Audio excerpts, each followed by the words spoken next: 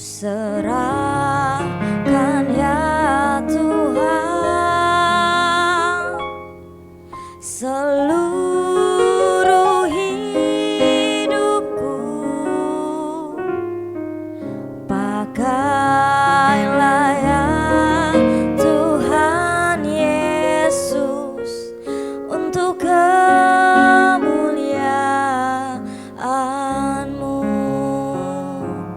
Ku serahkan ya Tuhan seluruh hidupku. Pakailah ya Tuhan Yesus untuk kemuliaan-Mu.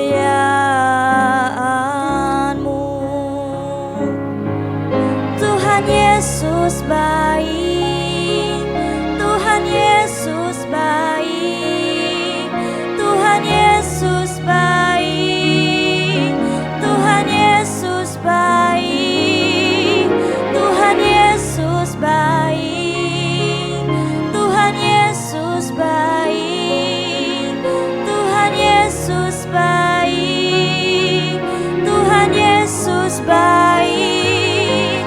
Haleluya, haleluya, haleluya, haleluya, haleluya,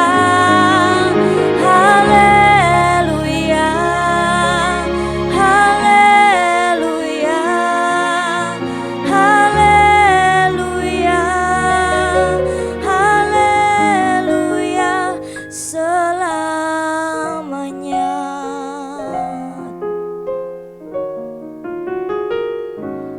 Ku serahkan ya Tuhan seluruh hidupku. Pakailah ya Tuhan Yesus untuk kemuliaan-Mu. Tuhan Yesus baik, Tuhan Yesus baik, Tuhan Yesus baik, Tuhan Yesus baik. Haleluya, haleluya, haleluya, haleluya.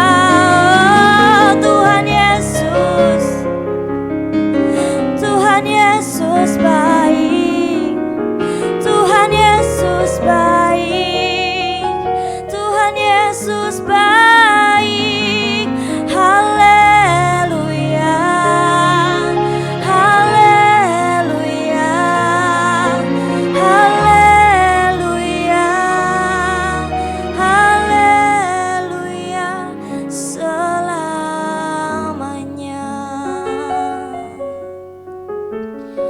Ini pernyataan kami Tuhan, bahwa Engkau selamanya baik Tuhan Yesus.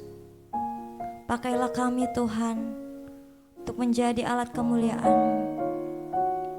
Kami mau siap mendengarkan renungan.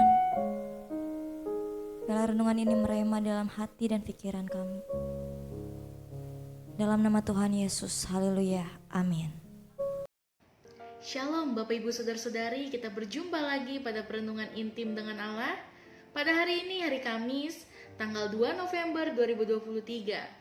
Kita akan mendengarkan sebagian daripada firman Tuhan yang bertemakan perjumpaan pribadi dengan Kristus yang menyelamatkan. Saya harap Bapak Ibu Saudara-saudari dapat membacanya terlebih dahulu dalam Lukas pasal 19. Saya akan membacakan dalam Lukas 19 ayat 10. Sebab anak manusia datang untuk mencari dan menyelamatkan yang hilang. Pertobatan yang sejati di dalam Kristus tidak hanya berhenti pada pengakuan bahwa Yesus Kristus adalah Tuhan dan Juru Selamat. Tetapi pengakuan ini harus diikuti dengan suatu perubahan hidup yang nyata dalam tingkah laku dan perbuatan dari seseorang yang mengaku dan percaya kepada Kristus dalam Matius 7 ayat 15 sampai 16 dan Yakobus 2 ayat 17. Banyak kisah yang dicatat dalam Alkitab menunjukkan bahwa orang-orang berdosa yang diselamatkan oleh Allah melalui perjumpaan pribadi dengan Kristus yang menyelamatkan, dan orang-orang itu selalu mengalami perubahan-perubahan yang radikal dalam kehidupan mereka. Contohnya Zakheus. Perjumpaan Tuhan Yesus dengan Zakheus terjadi di kota Yeriko pada saat Yesus dalam perjalanan ke Yerusalem. Dalam Lukas 19 ayat 1 menunjukkan bahwa ia berpergian melalui Yeriko. Yeriko adalah salah satu kota yang paling kuno di dunia. Kota ini terletak sekitar 19 km sebelah timur laut dari Yerusalem di sisi barat Sungai Yordan dekat dengan Laut Mati. Terkenal dengan kayu balsam dan buah kurma. Dalam kisah ini jelas bahwa Yesus berencana untuk bermalam di kota ini, serta menumpang di rumah Zakheus. Nama Zakheus berasal dari istilah Ibrani, yaitu Zakai, yang berarti murni atau tidak bersalah. Arti dari nama sesungguhnya baru tergenapi setelah ia berjumpa dengan Tuhan Yesus. Zakheus adalah seorang yang kaya dan berprofesi sebagai komisaris pajak atas distrik Yeriko. Dia akan membeli posisi ini dari penguasa Romawi. Orang-orang Yahudi setempat membenci dan menjauhi orang-orang yang bekerja untuk Roma karena mereka sering atau walau tidak selalu memungut lebih sebagai pungli dari takaran yang seharusnya. Biasanya ini merupakan cara bagaimana mereka mendapatkan harta yang lebih. Meski Zakheus belum mengenal Tuhan Yesus, namun dia berusaha untuk melihat Tuhan Yesus. Keinginannya bisa saja muncul, karena sebelumnya Zakheus pernah mendengar berita-berita yang menghebohkan tentang Tuhan Yesus. Karena itu muncul rasa penasaran untuk melihat seperti apa Yesus itu. Dalam usahanya untuk melihat Tuhan Yesus, Zakheus mengalami kegagalan karena ukuran tubuhnya yang pendek sehingga pandangannya terhalang oleh orang banyak yang berada di sekitar Tuhan Yesus.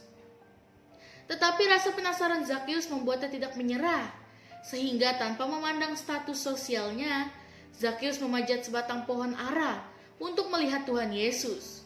Dalam Lukas 19 ayat 5, Lukas menonjolkan beberapa tindakan yang kontras atau berbeda untuk menunjukkan bahwa perjumpaan Tuhan Yesus dan Zakheus sesungguhnya merupakan inisiatif dan kasih Tuhan Yesus kepada Zakheus. Bukan sebaliknya.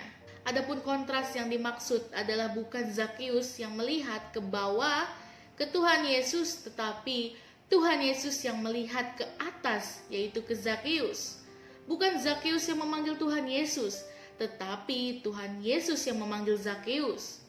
Menunjukkan bahwa Tuhan Yesus lebih mengenal Zakheus, bukan Zakheus yang mengundang Tuhan Yesus. Tetapi Tuhan Yesus yang berinisiatif dengan penuh hasrat untuk menumpang di rumah Zakheus.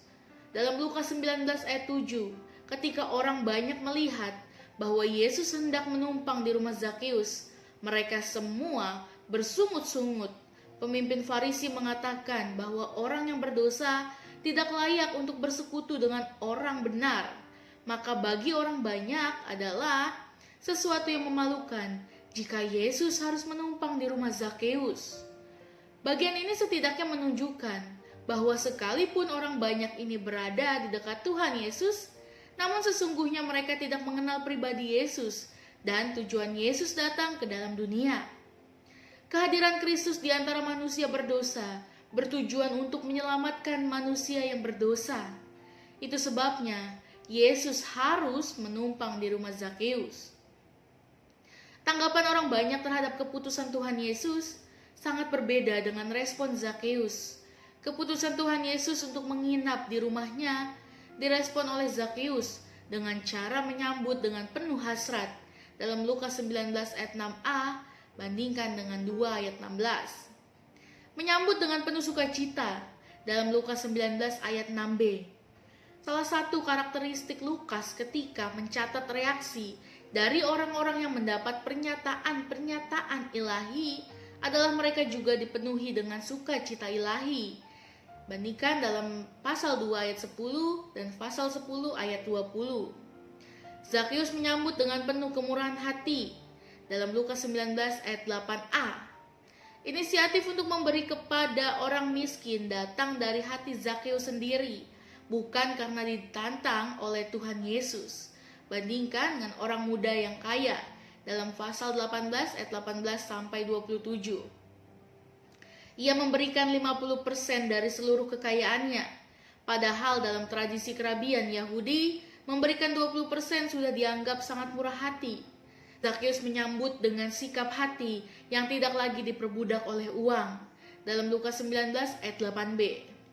Melalui ayat hari ini keselamatan tentang terjadi ke rumah Zakeus dalam Lukas 19 ayat 9. Tuhan Yesus hendak menekankan sebuah kepastian bahwa Zakeus sungguh-sungguh telah mengalami pertobatan yang sejati. Keselamatan Zakeus menjadi penggenapan dari misi Kristus ke dunia dalam Lukas 19 ayat 10.